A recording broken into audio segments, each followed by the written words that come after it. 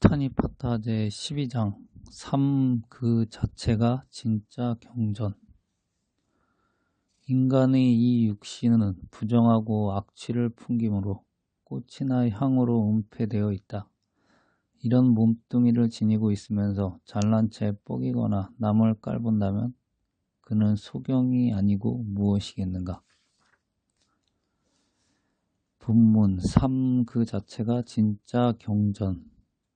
걷거나 서며 혹은 앉거나 눕거나 몸을 구부리고 또는 편다. 이것이 신체의 동작이다. 이 몸은 뼈와 심줄로 연결되어 있고 내피와 살과 살갗으로 덮여져 있어 있는 그대로 볼 수는 없다. 이 몸의 내부는 장과 위, 간장, 방광, 심장, 폐, 신장, 비장으로 가득 차 있다. 콧물, 점액, 진물, 지방, 피, 관절액, 담즙, 기름이 있다. 또 이 몸의 아홉 구멍에서는 끊임없이 오물이 흘러나온다. 눈에서는 눈꽃, 귀에서는 귀지, 코에서는 콧물, 입에서는 침을 흘리고 가래를 뱉는다. 그리고 온몸에서는 땀과 때를 배설한다. 또 그 머리의 빙고대는 뇌수로 가득 차 있다. 그런데 어리석은 사람들은 무명에 이끌려서 이런 육신을 깨끗한 것으로 착각하고 있다. 또 죽어서 몸이 쓰러졌을 때에는 부서져 검푸르게 되고 묘지에 버려져 친척도 그것을 돌보지 않는다. 개나 여우, 늑대, 벌레들이 파먹고 까마귀나 독수리 같은 날짐승이 쪼아먹는다. 이 세상에서 지혜로운 수행자는 깨달은 사람의 말을 듣고 그것을 분명히 이해한다. 왜냐하면 있는 그대로를 보기 때문이다. 저 죽은 시체도 얼마 전까지는 살아있는 내 몸뚱이와 같은 것이었다. 살아있는 이 몸도 언젠가는 죽은 저 시체처럼 될 것이다. 이와 같이 알고 안팎으로 몸에 대한 욕망에서 벗어나야 한다. 이 세상에서 애욕을 떠난 지혜로운 수행자는 죽지 않고 평안하고 멸하지 않고 열반의 경지에 도달해 있다. 인간의 이 육신은 부정하고 악취를 풍김으로 꽃이나 향으로 은폐되어 있다. 그렇지만 우물로 가득 차 있어 여기저기서 그것이 흘러나오고 있다. 이런 몸뚱이를 지니고 있으면서 잘난 채 뻐기거나 남을 깔본다면 그는 소경이 아니고 무엇이겠는가. 법정 스님 강론. 망각해서 안 될 육신의 한계와 실상. 겨울비가 내리고 있다. 오랜 가뭄 끝에 내리는 빗소리를 듣고 있으니 라디오에서 흘러나오는 유행 음악보다도 훨씬 마음이 즐겁고 순하게 다스려준다. 흙과 나무들이 말이 없어도 생기에 차 있다. 발가벗은 나무의 숲에 안개가 서리니 뻑뻑해진 내 가슴에 물기가 배어드는 것 같다. 한겨울에 내리는 비는 강추위 속에 흩날리는 눈보라보다 우리들이 마음을 한결 부드럽고 촉촉하게 적셔준다. 이러다가는 어디선가 매화와 동백이 꽃을 피우고 있다는 소식이 들려올지도 모르겠다. 초기 불교가 분석적이라는 말은 그전에도 지적한 바가 있다. 불타 석가모니는 세계와 인생에 대해서 투철한 관찰로 있는 그대로를 보았고 치밀한 분석으로 대상의 실체를 파악하려 했다. 여기에서 우리들 육신에 대해서 해부학적인 분석과 관찰을 시도하고 있다. 뼈와 심줄로 얽어서 살갗으로 포장된 우리들의 육신의 실상을 낱낱이 해체하여 비정리하리만큼 우리 앞에 펼쳐져 보이고 있는 것이다. 이러한 분석과 해체의 의도는 이 육신에 대한 있는 그대로의 모습을 통해서 집착으로부터 벗어나게 하려는데 그 뜻이 있다. 신지의 죽음을 조문하기 위해 우리는 가끔 묘지나 화장터에 따라가는 수가 있다. 평소 고인에 대한 삶의 자취를 되새기면서 이런 이야기 저런 이야기를 어디까지나 관객의 입장에서 하고 있다. 그러나 단순한 조문이나 관객의 관찰이 되어서는 안 된다. 오늘은 친구의 차례이지만 다음은 바로 우리들 자신의 차례임을 알아야 한다. 친지의 죽음은 곧 우리들 자신의 한 부분이 죽음을 뜻한다. 그리고 우리들 차례에 대한 예행 연습이며 현재의 삶에 대한 반성이다. 삶은 불확실한 인생의 과정이지만 죽음만은 틀림없는 인생의 매듭이기 때문에 보다 엄숙할 수밖에 없다. 삶에는 한두 차례 시행착오도 용납될 수 있다. 그러나 죽음에는 그럴 만한 시간적 여유가 없다. 그러니 잘 죽는 일은 바로 잘 사는 일과 직결되어 있다. 초기 교단의 수행자들이 이 육신에 대한 집착을 떨쳐버리기 위해 부정관을 닦은 것도 이런 경전을 통해서 그 실체를 엿볼 수 있다. 그러나 이 육신을 굳이 부정한 것으로만 생각하려는 것은 또 육신에 대한 또 하나의 집착일 수 있다. 살갗 속에 그와 같은 오물투성이인 이 육신을 가지고 아름답고 어질고 착한 마음씨로 인생을 살아간다면 이 몸 또한 빛과 향기를 바라게 되지 않겠는가. 이 몸은 한편 악기와 같아서 좋은 가락을 연주하면 아름답게 울리고 추한 가락을 퉁기면 추하게 울리기 마련이다. 똑같은 조건을 가지고도 소극적인 삶의 태도와 적극적인 삶의 양식에 따라 인생은 얼마든지 다르게 전개될 수 있다. 소극적인 삶보다는 적극적인 삶을 통해서 보다 창조적이고 생산적인 인간사회를 구축해 가야 한다. 그러면서도 이 육신의 한계와 실상을 망각하지 말라는 것. 이런 되돌아봄 없으면 인생이 자칫 오만해지거나 넘치기 쉽기 때문이다. 미국의 문필가이며 사상가인 랄프 W. 트라인이 쓴 나에게서 구하라, 내 안에 무한한 지혜와 생명을 찾아서 를 읽다가 다음과 같은 구절에 고개를 끄덕이었다. 내 영혼의 방에 많은 창을 달아라.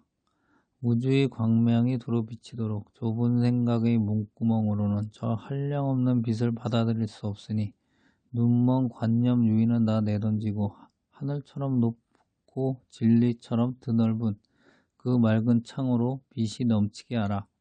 그대의 귀를 저 소리 없는 별들의 음악에 태초의 소리에 열어놓고 그대의 심장을 꽃이 해를 보고 얼굴을 마주하듯 진리 쪽으로 고동치게 하라. 보이지 않는 천개의 손들이 하늘에서 내려와 평화의 바다로 그대를 데려가리라. 수천만의 눈들이 환한 빛을 보내리라. 지적인 자만이나 편견에 사로잡혀 또는 현실적인 이유 때문에 진리가 들어오는 문을 막아놓는 사람에게는 진리는 영원히 다가오지 않는다고 그는 말한다.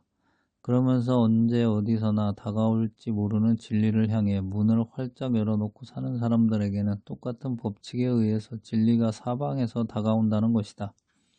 길가에 피어있는 들꽃이나 흩어져 있는 돌멩이 하나가 그에게 진리를 노래해주고 어디서나 그는 신을 발견한다. 그래서 그는 자유로운 사람이 된다고 했다. 랄프 트라이는 에머슨, 소로, 위트먼과 함께 동양적인 근본회귀 사상에 뿌리를 둔 세계관으로 서양 문화의 새로운 방향을 모색하고 있다. 같은 책에서 그는 진해에 대한 이야기를 흥미롭게 하고 있다. 한 마리 진해가 100개나 되는 다리로 걸어가고 있었다.